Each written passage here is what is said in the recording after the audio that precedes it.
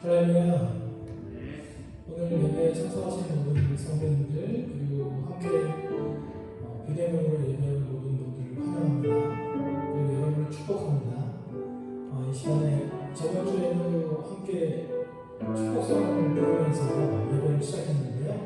오늘도 축복성으로 함께 서로를 축복하며 그렇게 예배를 시작하고자 합니다. 찬양 너는 그리스도의 향기라는 찬양인데요. 이 찬양과 함께 나누면서 예배를 나아가시겠습니다. 너는 그리스도의 향기라 너는 그리스도의 향기라 하나님 앞에서 그리스도의 향기 너를 통해 생명이 흘러가리 너를 통해 생명이 흘러가리 너는 그리스도의 향기라 너는 그리스도의 향기라 하나님 앞에서 그리스도의 향기 너를 통해 생명이 흘러가리 너를 통해 생명이 흘러가리 너는 그리스도의 향기라 너는 그리스도의 향기라 하나님 앞에서 그리스도의 향기 너를 통해 사랑이 흘러가리 너를 통해 사랑이 흘러가리 너는 그리스도의 향기라 너는 그리스도의 향기라 하나님 앞에서 그리스도의 향기 너를 통해 기쁨이 흘러가리 너를 통해 기쁨이 흘러가리 내 입을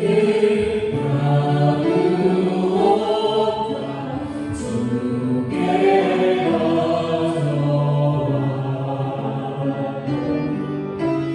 그 발 위에 입 맞추고 드립니다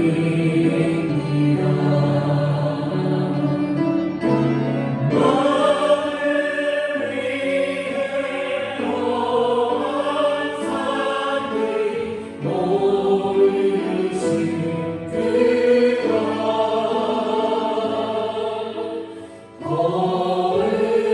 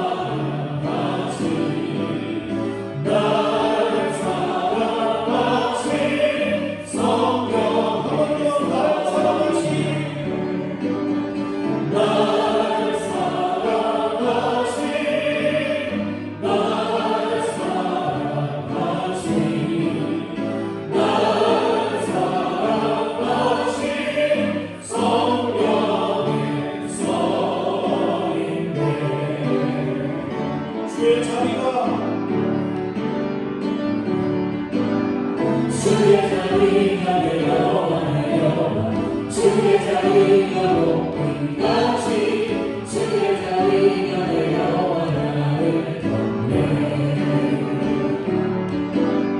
주의 자비가 되어와요 주의 자비가 높음같이 주의 자비가 되어와 나를 덮네 주의 자비하신 것 주의 은혜로 난 영원히 춤추리 주의 자비하신 것 주의 은혜로 난 영원히 춤추리 다시 한번 주의 자비가 되어와요 주의 자비가 높음같이 주의 자비가 되어와 나를 덮네 주의 자비가 되어와요 주의 자비가 높음같이 주의 자비가 되어와 나를 덮네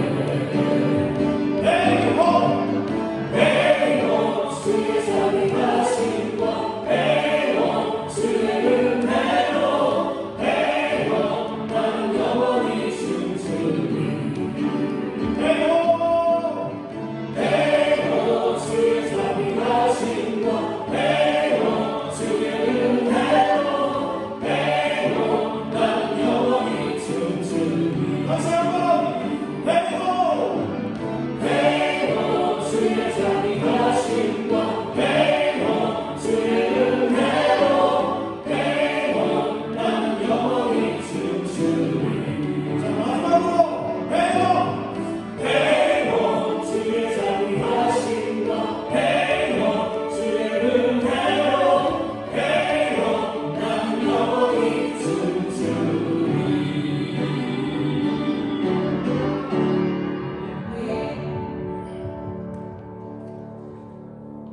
오늘 새 찬양 함께 나누기를 원합니다. 하나님의 그늘을 아래라는 찬양인데요. 이 찬양 함께 좀 어려운 찬양이지만 여러분과 나누고 싶어서 이 찬양을 준비해봤습니다. 하나님의 그늘을 한번 찬양 나누도록 하겠습니다.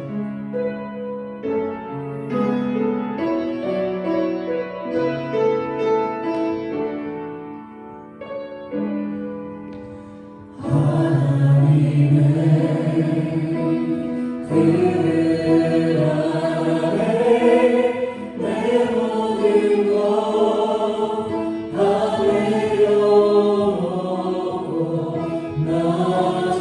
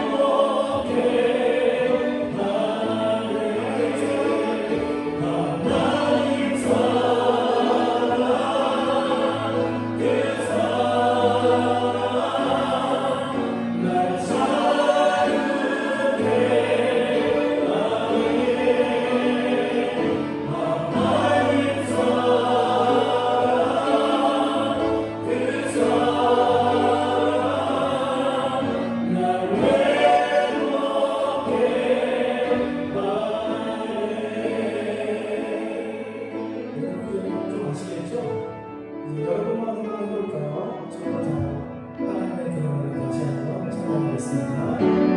둘, 셋, 넷.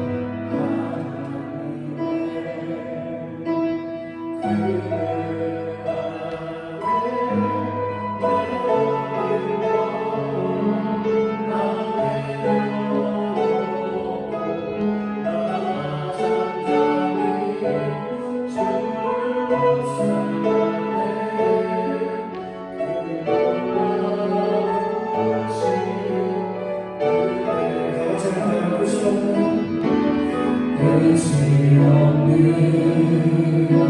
주의 사랑 강물되어 흘러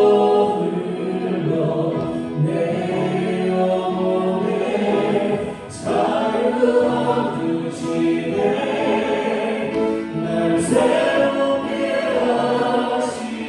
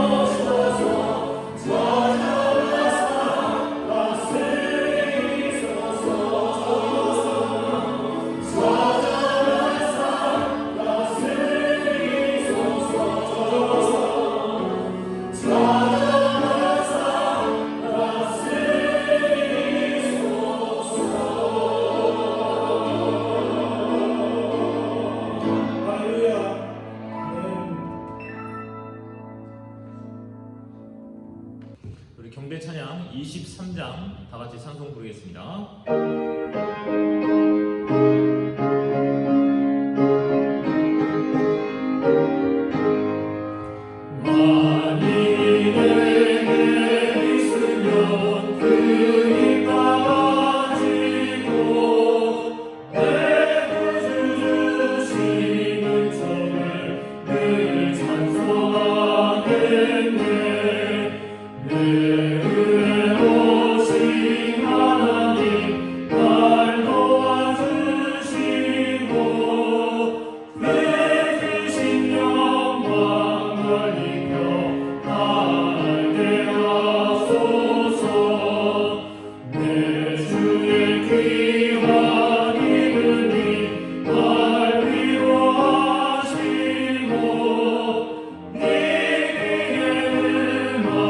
같으니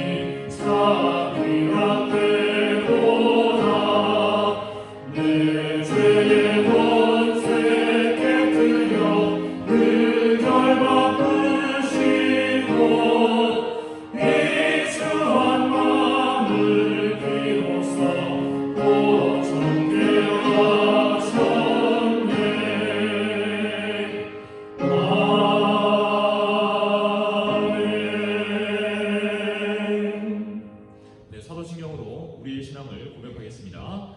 전능하사 천지를 만드신 하나님 아버지를 내가 믿사오며 그 외아들 우리 주 예수 그리스도를 믿사오니 이는 성령으로 잉태하사 동정녀 마리아에게 나시고 본디오 빌라도에게 고난을 받으사 십자가에 못 박혀 죽으시고 장사한 지 사흘 만에 죽은 자 가운데서 다시 살아나시며 하늘에 오르사 전능하신 하나님 우편에 앉아 계시다가 저리로서 산자와 죽은 자를 심판하러 오시리라. 성령을 믿사오며 거룩한 공예와 성도가 서로 교통하는 것과 죄를 사하여 주시는 것과 몸이 다시 사는 것과 영원히 사는 것을 믿사옵나이다. 아멘. 다 같이 기도하겠습니다. 사랑과 은혜가 풍성하신 하나님 아버지, 크신 그 은혜와 그 사랑을 진심으로 감사드립니다. 우리 모두가 이 코로나 팬데믹 이 상황으로 인하여서 큰 어려움을 겪고 있습니다. 그러나 이 가운데서도 우리의 삶을 지켜주시고 은혜 아래 거하게 하시니 감사드립니다. 비록 우리가 모여서 예배하지 못하나 이렇게 비대면으로도 예배할 수 있도록 은혜를 허락하여 주시니 감사드립니다. 간절히 바라기는 오늘 우리의 이 예배를 통하여 우리를 향한 또 나를 향한 하나님의 뜻을 깨닫게 하여 주시옵소서. 또한 깨달은 그 뜻 우리의 삶 가운데 말씀하신 대로 믿음으로 순종하는 자들이 되어서 하나님께서 우리에게 예비하신 풍성한 복을 받아서 받은 복으로 말미암아 하나님을 찬양하고 하나님께 영광을 돌리는 교회와 가정과 개인의 삶이 될 수 있도록 은혜를 더하여 주시옵소서. 생명샘 교회를 하나님의 적정하심으로 말미암아 우리 교회를 다시 세우시고 또 믿음의 사람들을 불러 모아주시니 감사합니다. 믿음의 사람들을 통하여서 우리 교회가 이제 믿음과 사랑과 평화의 공동체를 이루며 살 수 있도록 우리에게 은혜를 더하여 주시옵소서.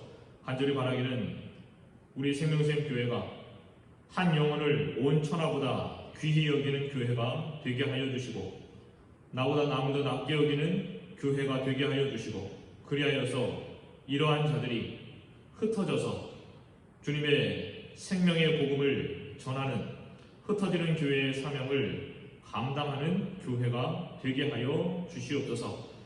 이 어려운 상황 속에서 우리 교회가 가지고 있는 기도의 제목들이 있습니다. 가장 먼저 하나님, 우리 교회 성도 한 사람 한 사람의 믿음을 붙잡아 주시고 믿음을 지켜 주시옵소서.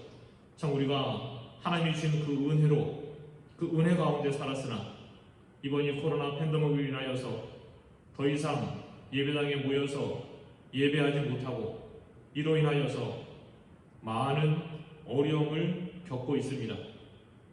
비대면으로 예배하는 가운데 이 성도의 교제가 힘들어지는 이 상황 속에서 더욱더 이러한 상황 가운데 믿음으로 기대하고 기도하고 인내함으로 우리의 믿음을 지킬 수 있도록 우리에게 은혜를 더하여 주시옵소서. 간절히 바라기는 하루속히 치료제와 백신이 개발되어서 이 코로나가 종식되어서 이전과 같이 예배당에 모여서 하나님께 영광을 돌리며 찬양하고 기뻐하며 또 성도의 교제가 이루어질 수 있도록 은혜를 더하여 주시옵소서. 아울러 이 코로나 팬데믹 상황 속에서 수고하는 방역 당국 관계자들과 의료진들을 기억하여 주시고 이들에게 힘과 위로를 더하여 주시옵소서. 간절히 기도합니다. 주님, 이 어려움일 때 누구의 잘못입니까? 주님, 우리는 이러한 때에 남을 정죄하고 남을 판단을 하나, 그러나 이 어려움의 때일수록 내 자신의 죄를 돌아보고 내가 하나님 앞에 바로 서서 나의 죄를 자복하고 회개하는 우리의 모습 되게 하여 주시옵소서. 나의 죄로 인하여서 세상에 빛이요 소금이라 말씀하신 주님의 그 말씀이 무색해되었고 하나님의 영광을 위하여 사는 자들이 아니라 하나님의 영광을 가리는 우리의 모습임을 이 시간 고백합니다. 남을 정죄하고 판단하는 것이 아니라 오직 내 자신의 죄를 말씀 안에서 찾고 그 말씀 속에서 돌이키는 그 은혜로 말미암아 다시 주님이 말씀하신 하나님의 영광을 위하여 세상의 빛과 소금의 역할을 감당하는 우리 교회가 되게 해 주시옵소서. 또 이 시간 주님 앞에 간절히 간구하는 것은 우리에게 아픈 환우들을 위하여서 주님 기도합니다. 하나님, 아픈 자들 그 아픔으로 인하여서 너무나 힘들어하고 어려워하고 있습니다. 치료의 하나님께서 그 모든 아픔을 주님 치료하여 주시옵소서. 말씀하신 것처럼 우리의 작은 신음에도 응답하신다 말씀하셨사오니 우리가 지금 모여서 예배하지 못하나 각자의 자리에서 그 처소에서 우리 성도들의 아픔을 위하여 서로가 서로를 위하여 기도하면 하나님께서 반드시 응답하여 주실 줄을 믿고 그 기도에 응답받음으로 하나님께 영광을 돌리고 하나님의 살아 역사하심을 경험하는 우리 교회가 되게 해 주시옵소서. 오늘도 비록 모여서 예배하지 못하나 각자의 자리에서 예배하는 한 사람 한 사람의 그 마음을 붙잡아 주시옵소서. 예배자의 자리에 서게 하여 주시옵소서. 또한 지금 각자 자신의 해결할 수 없는 문제로 인하여서 낙심하는 자들, 슬퍼하는 자들이 있습니다. 주님 기억하여 주시고 오늘 예배하는 가운데 하나님께서 긍휼의 은혜를 베풀어 주셔서 그 슬퍼하고 아파하고 낙심하는 마음 가운데 주님이 주시는 기쁨과 평안의 마음이 채워질 수 있도록 은혜를 더하여 주시옵소서. 오늘도 부족한 종을 통하여서 하나님의 말씀을 대언하게 하실 때에 힘과 능력을 더하여 주셔서 준비한 말씀을 담대히 증거하여서 말씀을 통하여서 성령의 역사가 나타날 수 있도록 은혜 더하여 주시옵소서. 예수님 이름으로 기도드리옵나이다. 아멘.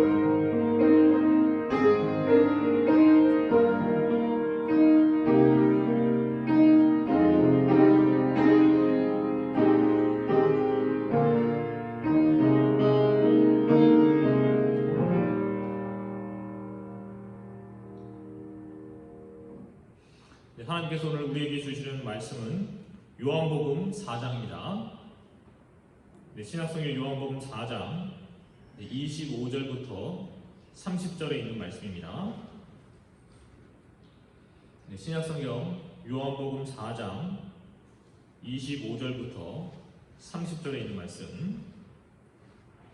이 말씀 다 찾으신 줄로 알고 제가 봉독하겠습니다. 여자가 가로되 메시아 곧 그리스도라 하는 이가 오실 줄을 내가 아노니 그가 오시면 모든 것을 우리에게 고하시리이다. 예수께서 이르시되 내게 말하는 내가 그로라 하시니라. 이때 제자들이 돌아와서 예수께서 여자와 말씀하시는 것을 이상히 여겼으나 무엇을 구하시나이까 어찌하여 저와 말씀하시나이까 묻는 이가 없더라. 여자가 물동이를 버려두고 동네에 들어가서 사람들에게 이르되 나의 행한 모든 일을 내게 말한 사람을 와보라. 이는 그리스도가 아니냐 하니 저희가 동네에서 나와 예수께로 오더라. 아멘. 오늘은 물동이를 버려두고 예수를 쫓으라라는 제목을 가지고 또는 본문의 말씀을 통하여 같이 은혜를 나누고자 합니다. 이 코로나 이 팬데믹 상황이 조금은 잠잠해졌으나 여전히 우리가 모여서 예배하지 못하는 상황입니다. 참 저도 힘들고 아마 집에서 예배하는 우리 성도님들은 더 힘드실 줄로 압니다. 저는 가능하면 다음 주에는 모이지 않을까 싶었는데 아마 다음 주에도 모여서 예배하는 것이 어렵지 않을까 싶습니다. 그러나 이러한 상황 속에서도 우리가 더욱더 인내함을 가지고 하나님께서 분명히 우리에게 다시 모여서 예배할 그 때가 있을 것이다. 더욱더 믿음으로 인내하며 기도하며 나아가는 우리 생명샘 교회가 되어야 하겠습니다. 그리고 오늘 같이 이 말씀을 통하여서 이 은혜를 나눌 텐데요. 우리가 첫 번째로 생각해 볼 것은 이 사마리아 여인의 그 상태를 우리가 살펴보고자 합니다. 우리가 지난주에 이어서 요한복음 이 4장의 말씀을 가지고 은혜를 나누고 있습니다. 이 사마리아 여인을 통하여서 하나님께서는 한 사람의 예배자를 찾으신다. 하나님은 세상적으로 모든 것을 가지고 뛰어난 사람을 찾으시는 것이 아니라 영과 이 진리의 말씀을 가지고 예배하는 한 사람을 찾으신다. 하나님이 예배하는 자를 찾아봤더니 한 사람도 없어서 하나님이 지금 어떻게 하십니까? 세상에 가장 소외당하고 무시당하고 천대당하는 한 여인을 예수님께서 직접 찾아가셔서 이 여인을 예배자로 만드시겠다라는 그 선언을 하셔서 이 여인을 지금 찾아보고 계신 것이죠. 우리 오늘 이 말씀을 통하여서 오늘 이 사마리아 여인을 예수님께서 왜 찾아가셨고 또한 이 사마리아 여인이 어떠한 상황 가운데 있는데 예수님이 이 여인에게 무슨 말씀을 통하여서 은혜를 주시는가, 이것을 같이 나누고자 합니다. 자, 오늘날 이 교회 안에서 이 하나님의 이 말씀과 특별히 심리학, 어쩌면 이 상담과도 관련이 있는데 이 심리학과의 관계에 대해서 여러 가지 의견이 분분합니다. 근데 저는 오늘 이 하나님의 말씀과 이 심리학과의 관계를 말씀을 드린다면 이것이 우리가 하나님의 뜻을 분별하는데 약이 될 수도 있고 또 때로는 굉장한 독이 될 수 있다. 저는 이렇게 말씀을 드리고 싶습니다. 이 하나님의 뜻을 분별할 때에 이 세상의 학문을 지혜롭게 잘 분별하여서 사용할 필요가 있다라는 말씀이죠. 지금은 이 고인이 되셨지만 이 사랑의 교회를 목회하셨던 이 옥하는 목사님의 그 아들 옥성호 씨가 약 10여 년 전에 이 기독교를 망치는 이 3가지 주범이 있다라고 그래서 시리즈로서 책을 썼습니다. 그 3가지 주범이 무엇인가? 첫째는 심리학이요, 둘째는 마케팅이요, 세 번째는 엔터테인먼트다. 이것이 교회 안에 하나님의 말씀을, 이 기독교를 망치는 3가지 주범이다라고 이야기를 했습니다. 특별히 이 심리학에서는 우리 개개인의 상태들, 어려움이 있을 때 우리에게 어떻게 말합니까? 너는 괜찮아. 너는 잘 될 거야. 너는 할 수 있어. 이렇게 위로의 말을 합니다. 그런데 오늘 우리의 본문의 말씀에 나와 있는 이 사마리아 여인, 지금 삶이 무너지고 망가져 있습니다. 이러한 사마리아 여인에게 진정으로 필요한 것은 제가 앞서 말씀드린 너는 괜찮고 너는 잘 될 거고 너는 할 수 있다라는 인간의 위로가 아닙니다. 이 여인에게 진정으로 필요한 것은 영생하도록 솟아나는 샘물이신 예수 그리스도, 즉 복음이 필요합니다. 우리에게도 인간의 위로가 필요한 것이 아닌 오직 복음이 필요합니다. 이 복음을 이해하려면 가장 먼저 나 자신의 영적인 상태를 알아야 합니다. 성경은 우리의 영적인 상태를 어떻게 표현하고 있을까요? 성경은 우리의 영적인 상태 첫 번째로 말합니다. 너는 태어날 때부터 죄인이다 라고 선언합니다. 시편 51편 5절의 말씀을 보면 이 다윗의 시인데 다윗은 이렇게 고백합니다. 내가 죄악 중에 출생하였으며 모친이 죄 중에 나를 잉태하였나이다 라고 고백합니다. 우리는 태어날 때부터 죄인임을 선언하고 있습니다. 두 번째로 우리의 영적인 상태는 의인은 한 사람도 없다라는 겁니다. 로마서 3장 10절의 말씀을 보니까 기록된 바 의인은 없나니 하나도 없으며 라고 우리에게 선언하고 있습니다. 세 번째로 우리의 영적인 상태는 행위가 부패한 자들이다 라고 말합니다. 이사야 1장 2절부터 4절에 있는 말씀을 보면 하늘이여 들으라 땅이여 귀를 기울이라 여호와께서 말씀하시기를 내가 자식을 양육하거늘 그들이 나를 거역하였도다.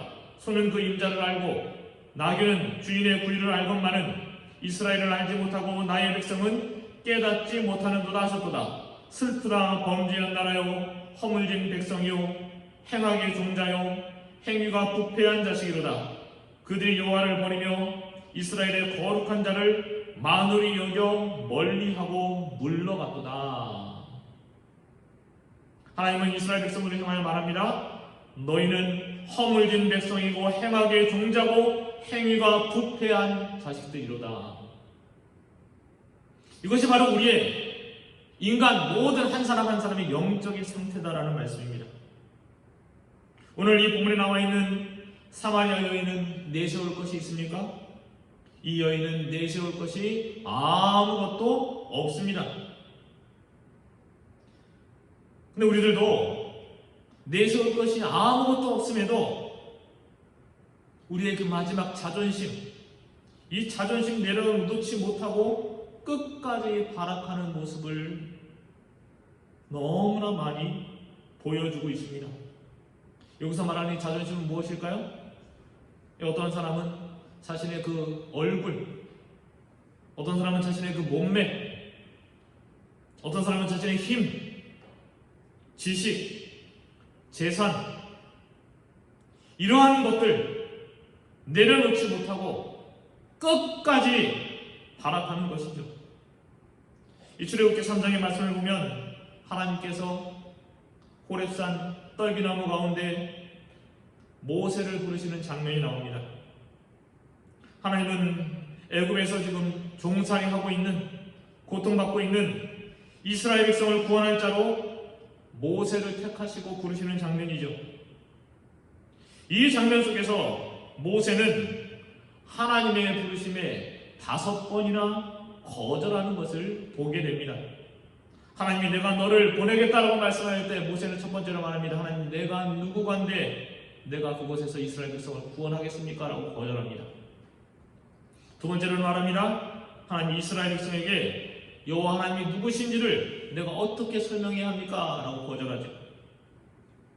세 번째로 이렇게 또 거절합니다. 그들이 나를 믿지 아니하고 내 말을 믿지 아니할 것입니다. 또 네 번째는 이렇게 거절합니다. 하나님, 나는 말이 어눌한 자입니다. 마지막으로 모세는 이렇게 거절합니다. 하나님, 나는 아니니까 보낼 만한 자를 보내시옵소서. 하나님 입장에서는 이러한 모세의 태도가 어떻게 보이겠습니까? 아니, 내가 하지 말라고 할 때에는 지가 백성들 구원한다고 이렇게 저렇게 해가지고 문제를 만들어서 결국 애굽 관원 죽이고 미디안 광야에 도망와서 40년 동안 양치고 있던 너를 내가 불렀건만, 하나님은 모세에게 이렇게 말씀합니다. 아니, 하지 말라고 할 때는 하고 하라고 할 때는 안 하는 이 모세의 모습, 어차피 이 모습이 우리의 모습 아니겠습니까? 끝까지 자존심 세우다가 될 일도 안 되는 경우가 얼마나 많이 있는가라는 거죠. 우리 오늘 이 시간 확실히 우리가 하나님 앞에 고백해야 합니다. 하나님 앞에서는 우리 모두는 다 죄인일 뿐입니다. 예수님께서는 오늘 이 사마리아 여인을 향하여 영생하도록 솟아나는 샘물을 주겠다라고 약속하시면서 이 여인을 향하여서 정확히 여인의 죄를 지적하셨습니다. 이 여인이 내가 더 이상 물길지 않도록 영생하는 샘물을 나에게 주시옵소서라고 말할 때 예수님은 이 여인을 향하여 말합니다. 너는 가서 내 남편을 불러오라. 정확히 이 여인의 잘못된 행실을 지적하신 것이죠. 우리도 예수님께서 우리에게 주시는 영원한 생물을 얻으려면 가장 먼저 내 자신의 죄를 자복하고 회개해야 합니다. 내 죄를 자복하고 회개하지 않고는 절대로 영생하도록 솟아나는 생물을 얻을 수 없다라는 말씀입니다. 우리는 어려운 상황 앞에 놓였을 때 항상 그 책임을 내가 지는 것이 아니라 누군가에게 항상 책임을 전가하고 그 위기를 모면하려 합니다. 어느 누구도 문제가 생겼을 때에 이것이 내 책임입니다 라고 지르는 사람 아무도 없습니다. 모두가 다 핑계대고 책임을 떠넘길 뿐입니다. 지금 우리나라의 이 어려운 코로나 팬데믹 상황 속에서 책임지려 하는 사람이 누가 있습니까? 모두 다 책임을 전가하고 있습니다. 위기를 그냥 모면하려고 할 뿐입니다.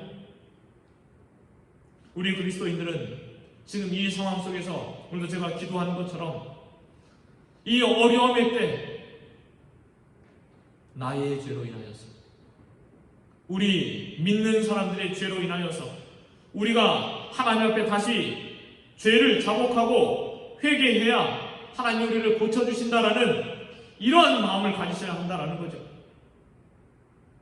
하나님이신 예수님께서 왜 사람의 몸을 입고 이 땅에 오셨습니까? 사람이 되셔서 우리의 죄를 친히 담당하시려고 이 땅에 오신 겁니다. 그래서 세례 요한은 예수님을 향하여서 저 예수님은 세상 죄를 지고 가는 하나님의 어린 양이라 라고 표현하였습니다. 그리스도인은 죄를 짓지 아니하는 사람이 그리스도인이 아닙니다. 그리스도인이라 할지라도, 믿는 사람이라 할지라도 우리는 모두 다 죄를 짓습니다. 왜냐하면 우리는 날 때부터 죄인이고 의인은 한 사람도 없고 우리의 모든 행위는 부패가 가득하기 때문입니다. 그러나 진정한 그리스도인이라면 내가 죄를 지었을 때에 그 죄를 인정하고 자복하고 회개하는 자가 진정한 그리스도인입니다. 간절히 바라기는 오늘 이 예배드리는 우리 생명수양교회에 속한 모든 성도님들은 내 자신이 하나님 앞에서 구원받을 수 없는 정말 비참한 죄인임을 고백하고, 오늘도 예배 가운데 지금도 성령께서 나에게 말씀하시는 그 말씀을 통하여서 내 죄를 깨닫고 회개하는 자들이 되어야 하겠습니다. 오늘 두 번째로 생각해 볼 것은 메시아를 발견하고 자신의 물동이를 버려버린 사마리아 여인을 살펴보고자 합니다. 이 시편 4절의 말씀을 보면 아기는 그 교만한 얼굴로 말하기를 여호와께서 이를 감찰치 아니하신다 하며 그 모든 사상에 하나님이 없다라고 말하고 있습니다. 아기는, 어리석은 자는 그 모든 사상에 하나님이 없다라고 말합니다. 그러나 자신이 죄인임을 깨달은 자들은 반드시 하나님을 찾게 되어 있습니다. 왜냐하면 하나님만이 우리를 구원하실 유일한 소망이시고 우리의 구원자 되시기 때문이죠. 오늘 사마리아 여인은 비참한 죄인된 자신을 찾아오신 분이 메시아이신 예수님임을 알게 되었습니다. 그래서 오늘 본문 25절, 26절 말씀을 보면 여자가 가로되 메시아 곧 그리스도라 하는 이가 오실 줄을 내가 아노니 그가 오시면 모든 것을 우리에게 고하시리라. 예수께서 이르시되 내게 말하는 내가 그로라. 아멘. 예수를 만난 이후 오늘 이 사마리아 여인이 취한 행동은 자신의 물동이를 내던져 버리고 메시아이신 예수님을 전하는 일이었습니다. 자신을 무시하고 소외하던 천대하던 마을 사람들에게 찾아가서 메시아 되신 예수님을 전하는 일이었습니다.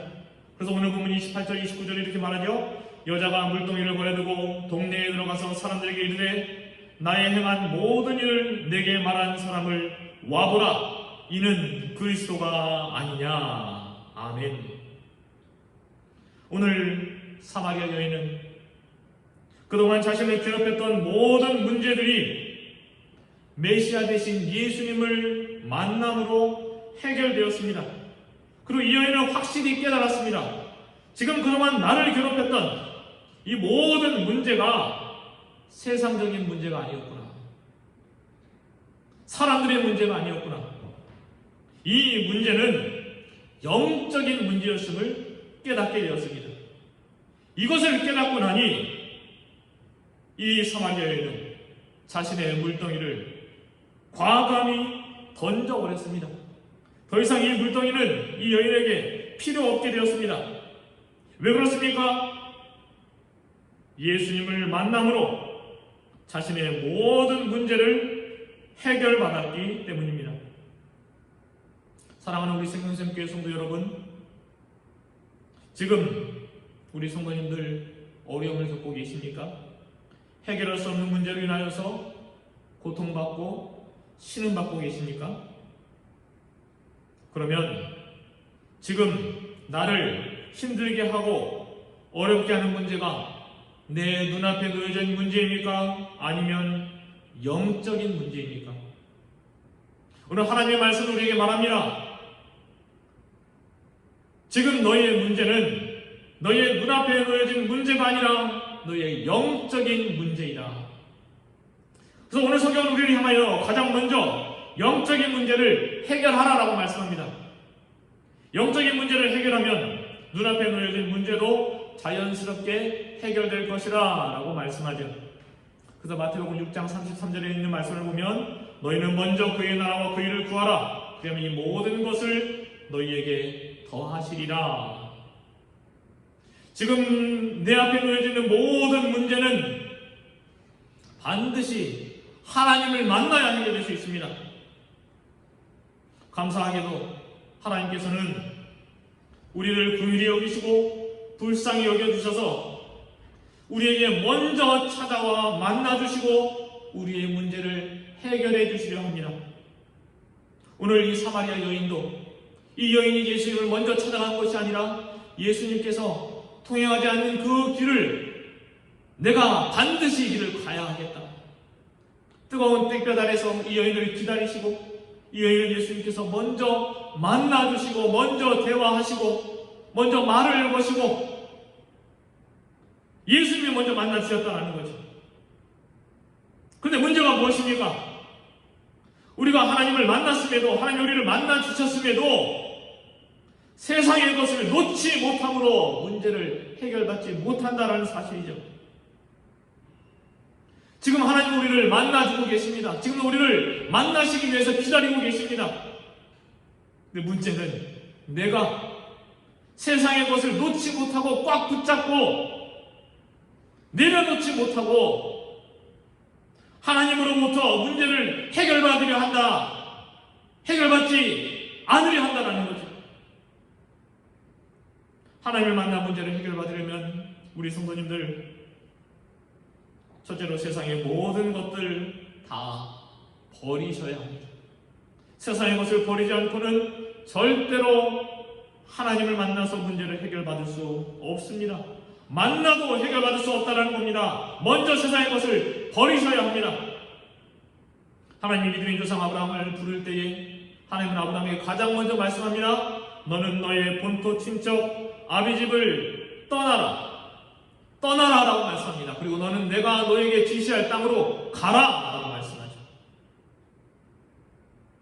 야곱이 형 에서를 피해 바단 아람으로 도망가던 중에 그는 베델에서 하나님을 만났습니다. 하나님을 만난 야곱이 행한 일이 무엇입니까? 야곱은 자신이 가지고 있는 모든 것을 하나님 앞에 다 쏟아 부었습니다. 창세기 28장 18절 19절 말씀을 보니까 야곱이 아침에 일찍 일어나 배개하였던 돌을 가져 기둥으로 세우고 그 위에 기름을 붓고 그곳 이름을 베델이라 하였더라. 이 성의 본 이름은 루스더라. 여기서 돌기둥 위에 부은 기름은 야곱의 전 재산이었습니다. 야곱은 자신의 모든 것을 하나님 앞에 드렸습니다. 예수님 당시에도 예수님을 쫓으려는 제자가 예수님을 향하여 이렇게 말합니다. 부친의 장례식을 행하고 그것을 다 끝난 이후에 내가 주님을 쫓겠습니다 라고 예수님께 말씀드렸을 때 예수님은 이 제자를 향하여 말씀하였습니다. 마태복음 8장 21절부터 22절에 이렇게 말하죠. 제자 중에 또 하나가 가로되 주여 나로 먼저 가서 내 부친을 장사하게 허락하옵소서. 예수께서 가라사대 죽은 자들로 저희 죽은 자를 장사하게 하고 너는 나를 쫓으라.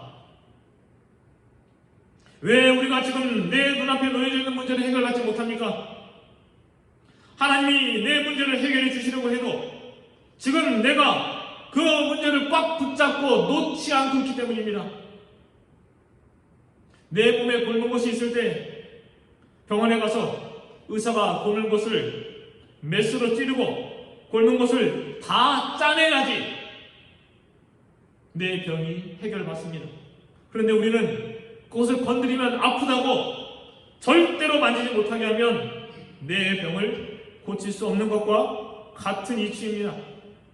마찬가지로 지금 나에게 있는 이 모든 문제를 주님 앞에 다 내려놓으셔야 합니다. 마태복음 11장 28절에 수고하고 무거운 짐진 자들아 다 내게로 오라. 내가 너희를 쉬게 하리라. 주님 안에서 참된 쉼과 자유를 얻으시려면 내가 가진 모든 문제들 주님 앞에 다 내려놓으시기를 소망합니다. 다 던져버리십시오. 주님께 모든 것을 다 맡기십시오. 그러면 하나님께서 내 문제를 하나님의 능력으로 하나님의 힘으로 반드시 해결해 주십니다. 두 번째로 내 모든 문제를 해결받으려면 예수 그리스도 한 분만으로 만족하셔야 합니다. 예수님 한 분만으로 만족한 삶을 산 자의 가장 대표적인 자는 바로 사도 바울입니다. 바울은 예수님을 만나기 이전에도 그는 부족함이 없는 자였습니다. 세상적으로 모든 것을 가진 자였고 율법으로도 흠이 없는 자였습니다. 그러나 그가 다메섹 도상에서 예수님을 만난 이후에 그는 자신이 가지고 있는 세상의 것들을 모두 다 던져버렸습니다. 왜 버렸습니까? 세상의 것을 버리지 못하면 가장 귀한 예수 그리스도를 얻지 못함을 깨달았기 때문입니다. 그래서 그는 과감히 자신이 가진 모든 것을 배설물로 여기고 오직 예수 그리스도 한 분만을 얻었다라고 고백합니다. 이 고백이 빌립보서 3장 7절부터 9절에 있는 말씀인데요. 그러면 이 말씀 같이 한번 찾아서 이 말씀을 읽도록 하겠습니다. 빌립보서 3장 7절부터 9절. 그러면 이 말씀 우리 각자 예배하는 자리에서 이 말씀 같이 한번 읽어보도록 하겠습니다. 읽습니다. 그러나 무엇이든지 내게 유익하는 것을 내가 그리스도를 위하여 다 해로 여길 뿐더러 또한 모든 것을 해로 여김은 내 주 그리스도 예수를 아는 지식이 가장 보상함이라니라. 내가 그를 위하여 모든 것을 잃어버리고 배설로 여김은 그리스도를 얻고 그 안에서 발견되려 함이니 내가 가진 의는 율법에서 난 것이 아니오 오직 그리스도를 믿음으로 말미암은 것이니 곧 믿음으로 하나님께로서 난 의라. 아멘. 사도 바울은 예수님이 바로 사마리아 여인이 발견한 영생하도록 솟아나는 샘물임을 깨닫게 되었습니다. 그리고 그는 자신이 가졌던 세상의 모든 것들이 다 배설물인 줄을 알게 되고 그는 그것을 모두 다 기꺼이 버렸습니다. 그리고 바울은 무엇을 깨달는가? 내가 이것을 버리지 못한다면 나는 절대로 예수님을 얻을 수 없구나. 내가 모든 것을 다 해로 여기고 버린 것은 그리스도 예수를 아는 지식이 가장 고상하기 때문이다 라고 말합니다. 모든 것을 다 버릴지라도 나는 그리스도 한 분으로 만족하겠다라는 거죠. 내가 예수님 안에서 나의 정체성을 발견하겠다라는 겁니다. 간절히 바라기는 우리 생명샘교에 속한 모든 성도님들 예수님 한 분만으로 만족하는 삶을 사시기를 축복합니다. 이것 없이는 예수님 안에서 참된 만족함을 누릴 수 있습니다. 예수님 외에는 그 어떤 만족함도 누릴 수 없음을 우리 성도님들 기억하셔야 합니다. 오늘 말씀을 맺습니다. 사마리아 여인은 이 예수님과의 대화 가운데 자신이 아무것도 가진 것이 없는 비참한 죄인임을 깨닫게 되었습니다. 그리고 이러한 자신의 비참함에서 건져주실 분이 오직 예수님 한 분임을 발견하였습니다. 이 진리를 깨달은 이 여인은 자신의 물동이를 내던지고 주님을 따르는 삶을 살기로 결단하였습니다. 예수님의 말씀처럼 영생하도록 솟아나는 샘물을 얻게 되는 것입니다. 세상이 우리의 문제를 해결해 줄 수 없습니다. 만족함을 줄 수 없습니다. 우리의 문제를 해결해 주고 만족을 주실 분은 오직 예수 그리스도 한 분뿐입니다. 주님께서는 지금 우리를 향하여서 물동이를 내던지라 말씀하십니다. 그리고 내 안에서 영생하도록 솟아나는 샘물을 마시며 즐거움을 누리라 라고 말씀하십니다. 이 약속의 말씀을 믿고 예수님 안에서 모든 문제를 해결받는 우리 생명샘 교회와 가정과 개인의 삶이 되기를 이 시간 간절히 소망하고 축복합니다. 다 같이 우리 찬양할 텐데요. 우리 사람을 보며 세상을 볼 때 같이 우리 찬양팀과 같이 찬양하도록 하겠습니다.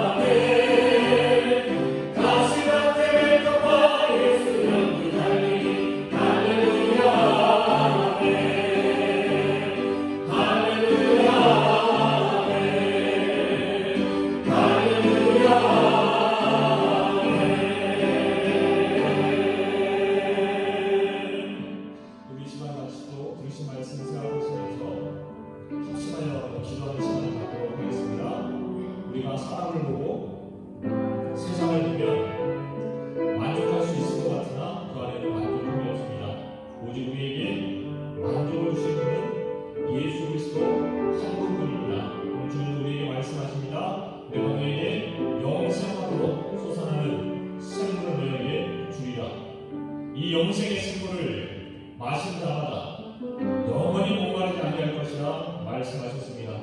주님 우리에게 주신 이 영생하도록 솟아나는 샘물을 마시고 우리는 오늘 말씀처럼 우리의 물동이를 내던지고 오직 주님만을 바라보며 살아가는 주님 나의 삶이 되게 하여 주시옵소서. 우리 가정이 되게 하여 주시옵소서.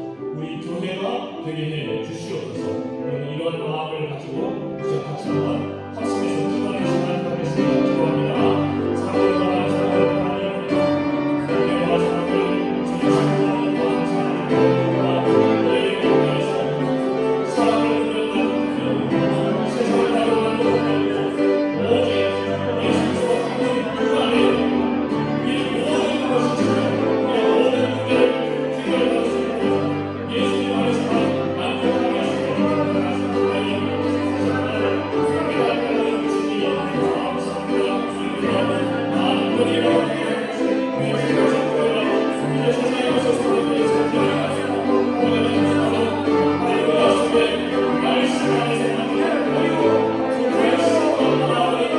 오직 예수 그리스도 한 분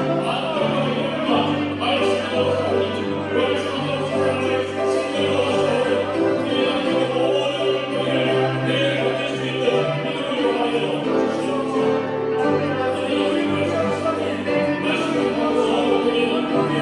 문제를 해결할 수 있고 예수님 안에서 만족하게 하시고 하나님 깨닫게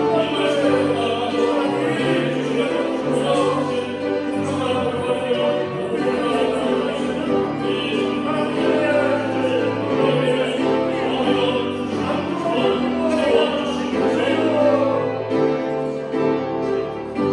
감사합니다. 주님과 많은 분이 광고는 교회 공지 특방을 참조해 주시길 바라고요. 지금 이 코로나 팬데믹 상황이 계속 진행되고 있으니까 우리 성도님들 예배에 나오지 못함으로 많은 우리가 어려움을 겪고 있습니다. 그러나 이러한 때 더욱더 우리가 기도에 힘써서 하루속히 같이 모여서 예배할 수 있도록 이를 위해서도 계속 기도해 주시기를 바랍니다. 우리 봉헌 기도 드리겠습니다. 사랑과 은혜가 많으신 하나님 아버지, 크신 은혜와 그 사랑을 진심으로 감사드립니다. 우리가 모여서 예배하지 못하는 이 어려운 상황 속에서도 그러나 우리에게 감사함을 잃지 않게 하여 주시고 주님 또 하나님 앞에 예물로서 귀한 것을 드릴 수 있도록 은혜를 더하여 주시니 감사합니다. 이 어려움의 때가 하루속히 지나갈 수 있도록 주님 우리에게 은혜를 더하여 주시옵소서. 어려운 가운데 감사하는 이 감사가 진정한 감사라 말씀하셨사오니 이러한 때일수록 더욱더 감사하는 자가 넘쳐나는 우리 생명샘 교회가 되게 해 주시옵소서. 예수님 이름으로 기도드리옵나이다. 아멘. 우리 1장 찬송 부른 후에 축도로 예배 마치겠습니다.